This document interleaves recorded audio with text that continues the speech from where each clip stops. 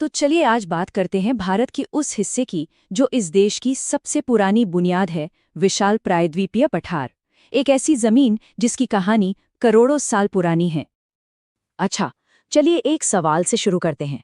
अगर कोई पूछे कि भारत की सबसे पुरानी, सबसे स्थिर और खनिजों से सबसे अमीर जमीन कौन सी है, तो इसका जवाब क्या होगा?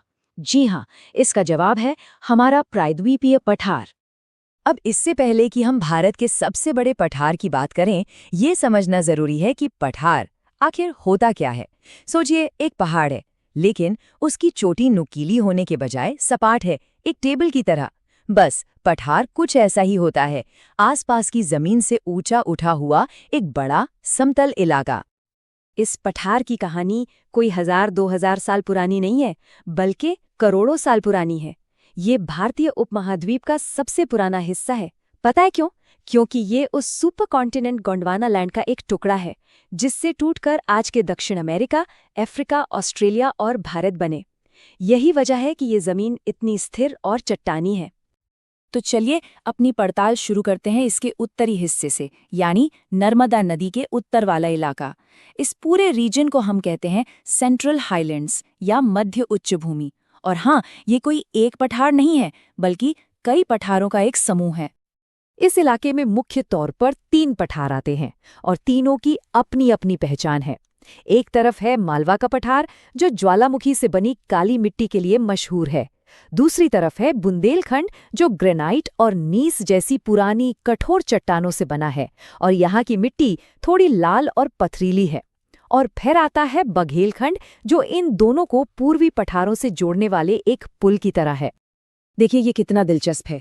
मालवा और बुंदेलखंड है तो पड़ोसी, लेकिन जमीन आसमान का फर्क है। मालवा की ज्वालामुखीय जमीन, मतलब उपजाऊ काली मिट्टी, जो कपास और सोयाबीन के लिए एकदम परफेक्ट है। वहीं बुंदेलखंड की ग्रेनाइट वाली जमीन खेती के लिए उतनी अच्छी नहीं, लेकिन हाँ, ग्रेनाइट की खदानों के लिए बेहतरीन है। मतलब जमीन की बनावट ही तय कर देती है कि वहां के लोग क्या काम करेंगे। अच्छा, अब चलते हैं भारत के उस खजाने की ओर। एक ऐसा इलाका जिसे अपनी खनिज संपदा की वजह से देश का इकोनॉमिक पावर हाउस कहा जाता है। जी हाँ, हम बात कर रहे हैं छोटा नागपुर पठार की, जिसे भारत का रूर भी कहते हैं। अब ये रूर क्या है? ये जर्मनी का एक बहुत बड़ा इंडस्ट्रियल एरिया है। तो ठीक उसी तरह छोटा नागपुर पठार भी खदानों और फैक्ट्रियों से भरा पड़ा है। ये भारत के इंडस्ट्रियल डेवलपमेंट की रीढ़ की हड्डी है, सच में। और यहाँ क्या कुछ नहीं मिलता। यूरेनियम, जो हमारे न्यूक्लियर पावर प्लांट्स के लिए चाहिए, वो जादूगोड़ा में मिलता है। अभ्रक यानी माइका, जिसके लिए कोडरमा और हजारीबाग दुनिया भर में फेमस थे। फिर लोहा और कोयला तो दामोदर घाटी में इतना है कि उसे भारत की एनर्जी कैपिटल भी कह सकते हैं। मतलब हर तरह का मिनरल यहाँ मौजूद है। भले ही ये एक पठार है, लेकिन इसका मतलब ये नहीं कि यहाँ ऊंची चोटियां नहीं हैं। सबसे ऊंची चोटी है पारसनाथ, लगभग 1366 मीटर। और ये सिर्फ एक चोटी नहीं है, ये जैन धर्म का एक बहुत बड़ा तीर्थ स्थल भी है। माना जाता है कि 23वें तीर्थंकर भगवान पार्श्वनाथ को यही निर्वाण प्राप्त हुआ था।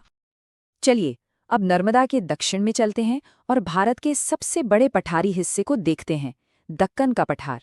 इसे लावा का सागर भी कहा जाता है और इसके पीछे एक बहुत ही जबरदस्त कहानी है। तो हुआ ये कि करोड़ों साल पहले यहाँ कोई ज्वालामुखी नहीं फटा, बल्कि जमीन में लंबी लंबी दरारें पड़ गईं और उनसे लावा की नदियां बहने लगीं।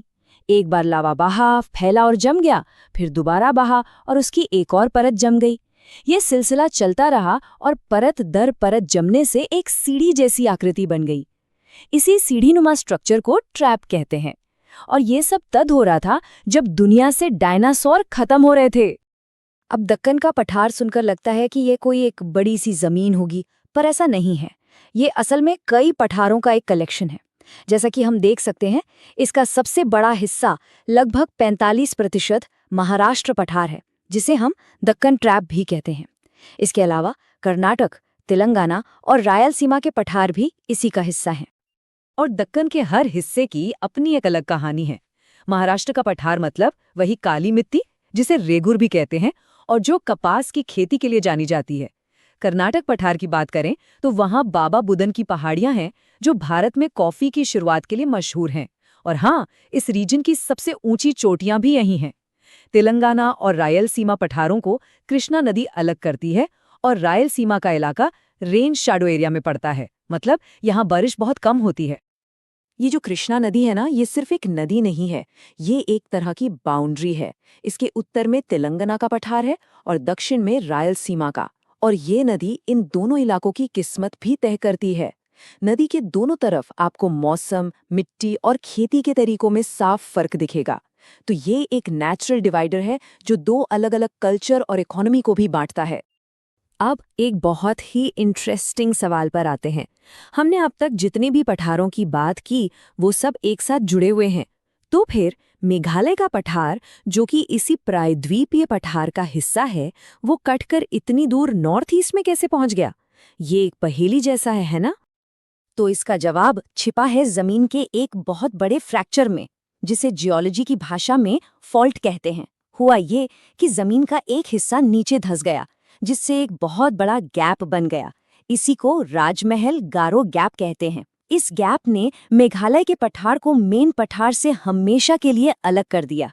बाद में गंगा और ब्रह्मपुत्र नदियां अपने साथ जो मिट्टी लाईं, उससे ये गैप भर गया और आज वहां मैदान है।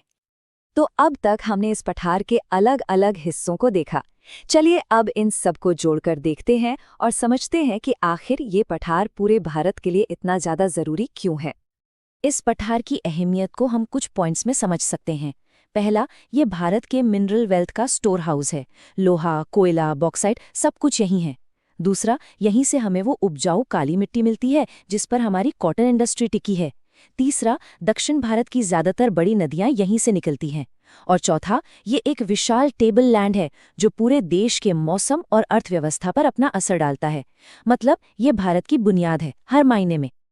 तो आखिर में एक सवाल बचता है। ये जमीन करोड़ों साल पुरानी है और इसने हमें बेशकीमती संसाधन दिए हैं, पर जिस तरह हम इन संसाधनों पर निर्भर हैं, क्या हमने कभी सोचा है कि इस प्राचीन भूमि का भविष्य क्या होगा?